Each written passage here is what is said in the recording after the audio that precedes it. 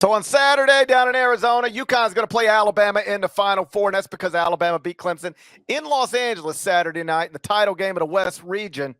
Final score, Alabama 89, Clemson 82. Crimson Tide in the Final Four for the first time in school history. Strong John, back when Alabama was 6-5 to start the season, did you have any idea you were watching a program that would just a few months later be in the Final Four for the first time in history?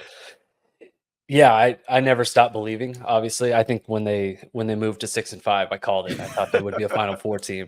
No, absolutely not. And even coming into the NCAA tournament, I think Alabama's volatility, just because of offensively they're great, defensively Nate Oats will even admit they don't really guard anyone. I really thought that they were a candidate to be bounced pretty early in this tournament, but they're headed to their first Final Four in program history. Fittingly, in the exact on-brand way, they made 16 three-pointers in this game, shot 36 of them. Mark Sears, again, fittingly, was awesome in this game, 23 points. Clemson missed a billion free throws in this game and ended up 3 of 11 from free throw range in the second half, 8 of 16 for this game. But yeah, this was unexpected, I think, from Bama. Just big picture, did not expect Bama to make the Final Four, but yeah, this was a good matchup for Alabama, obviously, against a Clemson team that's been pretty hot, been slightly lucky with some three-point range, some variance. Coming back against them in this one, Alabama was hot from three, and they're moving on to the Final Four. Yeah, I mean, 16 to 36 from three. I mean, forget about it. You're probably done. I mean, what's amazing given that number is that it was a one-possession game with less than 2 to play.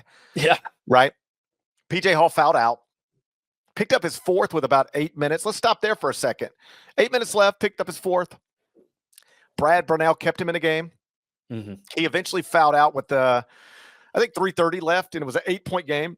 I know some people were questioning that. I didn't mind it. Like, it's 8 minutes to – this is probably – I don't want to say probably, but it's possibly as close to a Final Four as Brad Brownell and Clemson will get.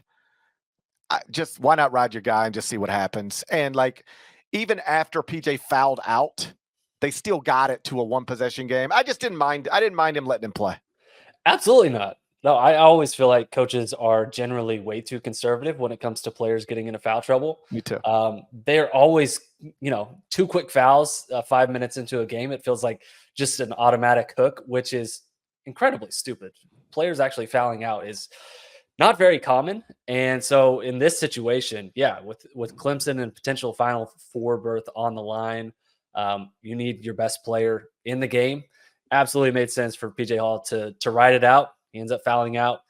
That's going to happen sometimes. But yeah, I had no problem at all with Brad Brownell playing it the way he did. Yeah, like I don't think they lost because Brad kept PJ in a game, and I don't think they lost because PJ fouled out with 3:30 left. You know why they lost? Because Alabama went 16 of 36 from three. And we talked about this on CBS Sports Network. I was in studio earlier today, and one of the points I made, because, we got 2 hours to fill, and there's only 2 games. There's a lot of talking. Oh, buddy, we're really talking. So your voice is hurting, I can tell. One of the points, we just couldn't wait to go to press conferences. Do we have another press conference starting? All right, let's get out to Purdue. Matt Painter live at the podium. Couldn't wait for those. So one of the things I said was, typically when you're previewing a game, it's like, what's the key to the game? And it's like, well, if Clemson does this, then that's how they could win this game. And if Alabama does this, well, that's how they could win the game. Like that's a pretty normal television thing. All right, Clemson, Alabama coming up tonight. What's the key to the game for the Tigers, GP? And I said, I wasn't asked that directly, but we were just discussing this game. And I said, I really do think this game is determined by Alabama, period. Alabama decides this game. Because with Alabama, and I've said this 1,000 times, you know what they're going to do. Like they want to take about half their shots from three. And if they make a good percentage of them, you're going to have a hard time winning, regardless of how you're playing. Like you could be playing well too, but if they're going, like, if they're going to take 33s and make 40% of them, you got big problems. Well, tonight they took 36 and they made 44.4% of them. They scored They had 16 threes. Clemson only got 8. They got twice as many points from the 3-point line as Clemson did. This is just a math problem. So the thing I said was, I know how many threes Alabama's going to take. I mean, I can't give you the exact number, but they want it to be about half their shots. Tonight it was more than half. And if they shoot 40% from that, then you can't beat them. I'm not saying nobody could beat them. I will not say this in the national semifinals. Like if Alabama, shoots 40% for 3, they won't lose because then like Connecticut can still beat them by 20,000, right? That's just the way it works. But with Clemson, I didn't think. I thought if Alabama plays well offensively, Alabama will not lose, and they played well offensively, and they did not lose. And frankly, Clemson played pretty well offensively too. Shot nearly 50% from the field, but when Alabama's going to bomb, like when they're getting 48 points from the 3-point line, and you're getting 24, you got that it's a math problem. And Clemson ran into the same math problem that people have been running into against Alabama really since Nate Oats has established his culture and his style and committed to it.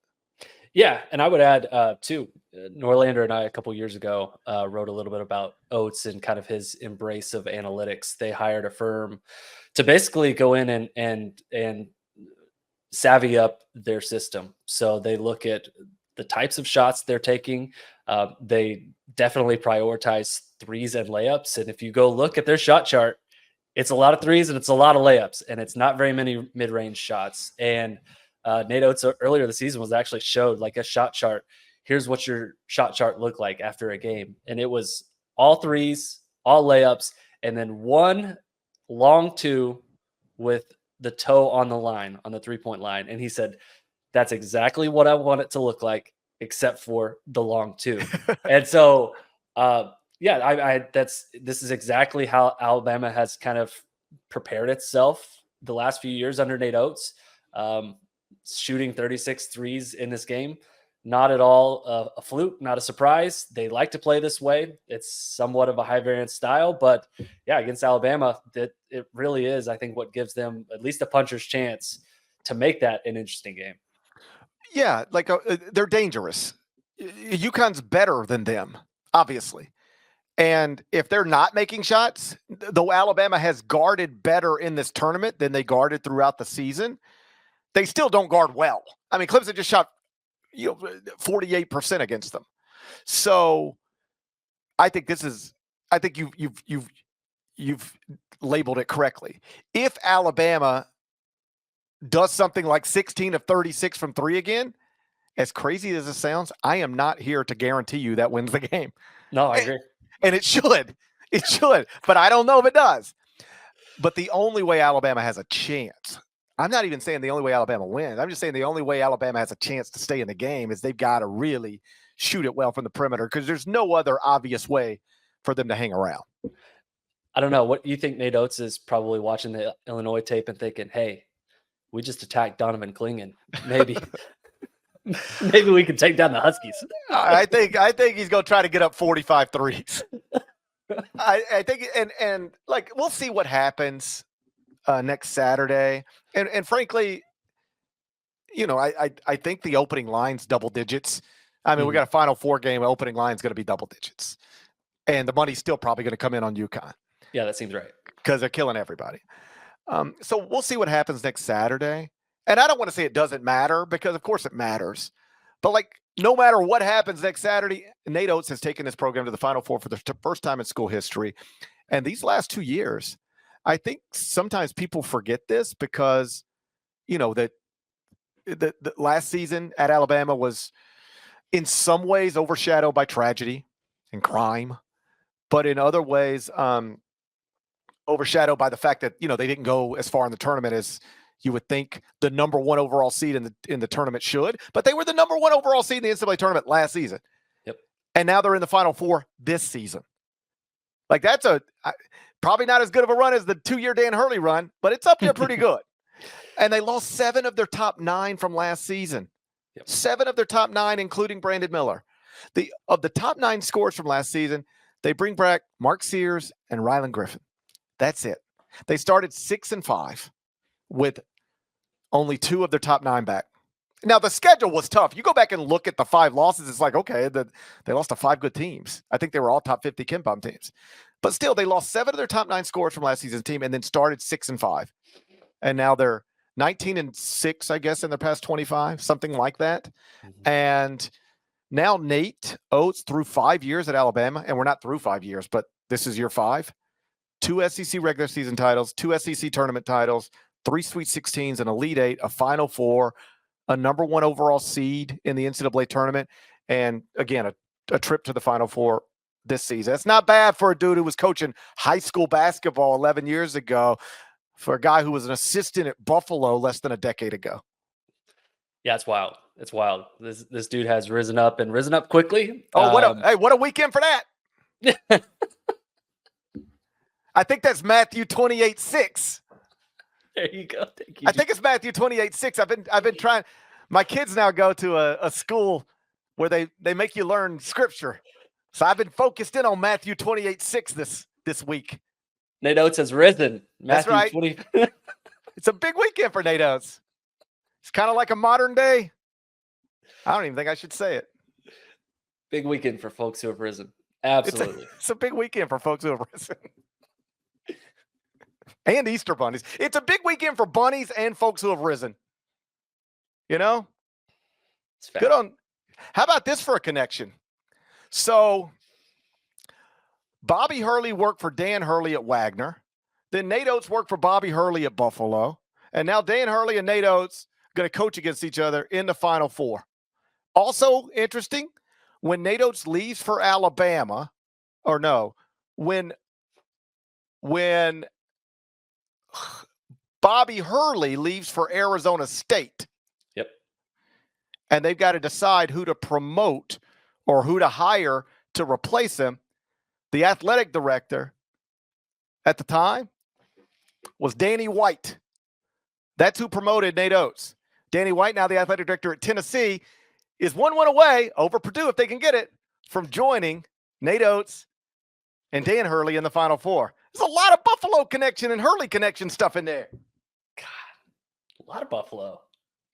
Shouts to Buffalo. Shouts to Buffalo. It's a real big weekend for folks who have risen when you think about it. Absolutely.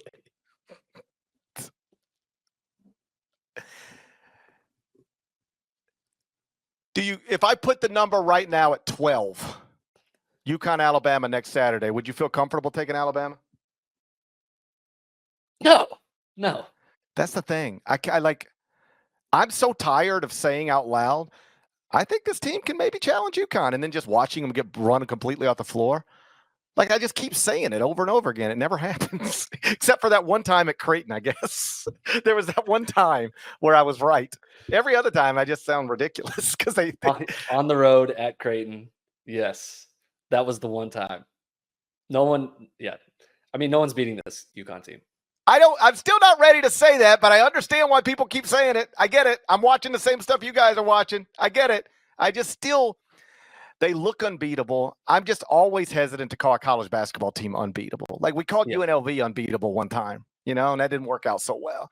And we called Kentucky unbeatable at one point. That didn't work out so well. So I'm just always hesitant to go there, but I'm not arguing with anybody. Like, if you want to go there, I'm not going to sit there and pick a fight with you about it. You can tweet it at me and I'm not going to reply. I get it. It's just that we have gone down this path where we call teams unbeatable before, and then you look up and, they lost.